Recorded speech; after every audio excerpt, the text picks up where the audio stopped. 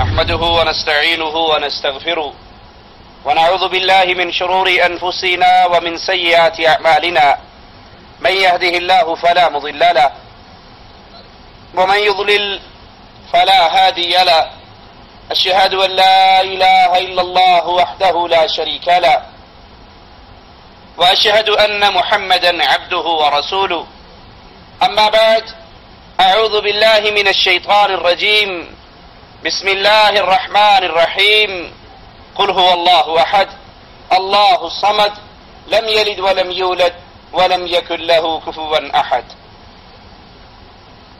اللہ مالک کی توفیق سے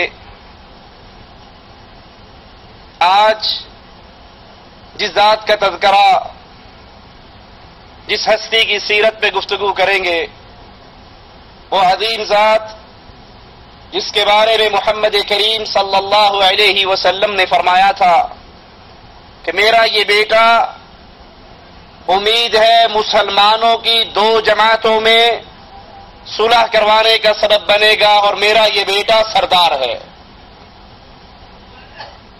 آقا علیہ الصلوۃ والسلام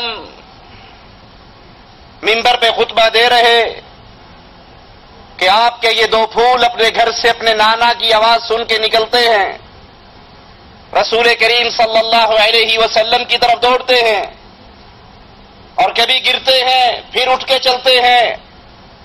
امام الانبیاء علیہ الصلوۃ والسلام اپنے منبر پہ ہیں، اپنے ان دو پھولوں کو آتے ہوئے دیکھتے ہیں، برداشت نہیں ہوتا، منبر سے نیچے اترتے ہیں، ان کو اپنی گود میں لیتے ہیں اور پھر منبر پہ چڑھتے ہیں.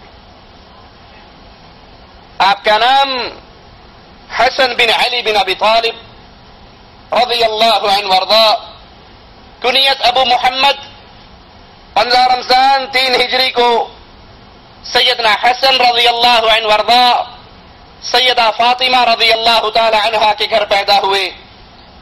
مسند احمد میں یہ روایت موجود ہے، سیدنا علی فرماتے ہیں جب حسن پیدا ہوئے تو ان کا نام حمزہ رکھا گیا، اور جب ان کے 1 سال کے بعد ان کے بھائی حسین پیدا ہوئے تو ان کا نام چچا کے نام پر جعفر رکھا. مجھے رسول کریم صلی اللہ علیہ وسلم نے بلایا اور فرمایا ان دونوں ناموں کو بدلنے کا مجھے حکم دیا گیا ہے، تو آپ نے ان دونوں کا نام حسن اور حسین رکھا رضی اللہ عنہما. ڈاکٹر عبد الکریم بن ابراہیم وہ فرماتے ہیں سب سے پہلے حسن اور حسین رسول کریم صلی اللہ علیہ وسلم کے نواسوں کے نام جو سیدنا علی کے بیٹے سیدہ فاطمہ کے گھر پیدا ہوئے ان کے یہ نام رکھے گئے، اور ان شہزادوں سے پہلے یہ نام کسی کا نہیں رکھا گیا. حسن حسین رضی اللہ عنہما یہ وہ پیارے نام جو سیدنا علی کے بیٹوں کے رکھے گئے، ان سے ہی پہلے یہ نام کسی کے لیے نہیں. مسند احمد میں ہے، سیدنا ابو رافع فرماتے ہیں میں نے رسول اکرم صلی اللہ علیہ وسلم کو سیدنا حسن کے کان میں نماز والی اذان دیتے ہوئے دیکھا جب سیدہ فاطمہ نے ان کو جنم دیا. امام ترمذی نے اس حدیث کو حسن صحیح قرار دیا. مسند احمد میں ہے رسول کریم صلی اللہ علیہ وسلم نے سیدہ فاطمہ کو حسن کی ولادت پر حکم فرمایا اس کا سر مونڈ دو اور بالوں کے برابر چاندی مسکینوں پر صدقہ کرو.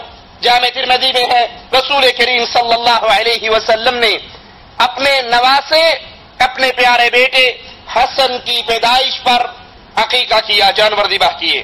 سیدنا حسن کی شان کا کیا کہنا، آپ کے مقام اور مرتبے کا کیا کہنا کہ سیدنا حسن رضی اللہ عنہ وارضا رسول کریم صلی اللہ علیہ وسلم کے ہم شکل تھے. ان کی شکل آقا علیہ الصلوۃ والسلام کے مبارک چہرے سے بہت زیادہ ملا کرتی تھی.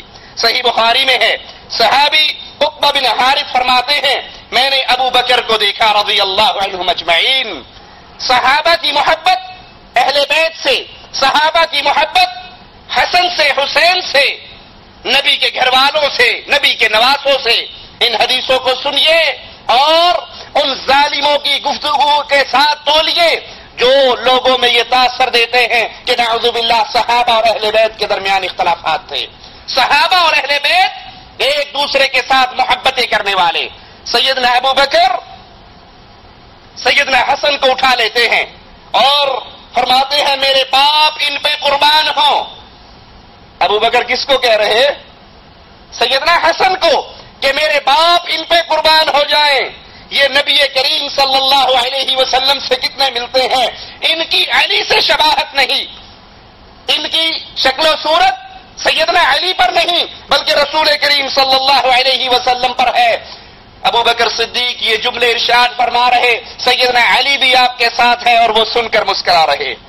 سیدنا حسن سیدنا علی رضی اللہ عنہ کی بجائے اپنے نانا محمد کریم صلی اللہ علیہ وسلم کی شباہت پر. اور اس حدیث سے دوسری بات کیا سمجھ آئی کہ خلیفہ اول، خلیفۃ المسلمین، خلیفۃ الرسول ابو بکر صدیق رضی اللہ عنہ وارضا، ان کو اہل بیت سے بڑی محبت تھی اور خاص طور پہ سیدنا حسن سے بڑی محبت تھی. ابو بکر صدیق رضی اللہ عنہ وارضا فرمایا کرتے تھے نبی کریم کی خوشنودی آپ کے اہل بیت کے ساتھ محبت اور خدمت کے ذریعے تلاش کرو، یا آپ کا خیال، اگر نبی کا خیال رکھنا ہے تو نبی کے اہل بیت کا خیال رکھو. نبی سے محبت کرنی ہے تو نبی کے اہل بیت سے محبت کرو. نبی کا پیار لینا ہے تو نبی کے اہل بیت کی خدمت کرو. تمہیں اس عمل کی بنا پر رسول کریم کا پیار مل جائے گا صلی اللہ علیہ وسلم. تیسری بات صحیح بخاری کی اس حدیث سے کیا ثابت ہوئی کہ نبی کریم صلی اللہ علیہ وسلم کے سسر سیدنا ابو بکر رضی اللہ عنہ وارضا اور نبی کریم کے داماد سیدنا علی رضی اللہ عنہ وارضا کے درمیان محبتیں تھی، پیار تھا، نفرتیں نہیں تھی، بغض اور عداوت نہیں تھی، بلکہ وہ ان کے بیٹے کو گود میں لے کر کہا کرتے تھے اس سردار پر، اس حسن پر میرا باپ قربان ہو جائے، اس کی شباہت تو محمد رسول اللہ سے ملتی ہے صلی اللہ علیہ وسلم.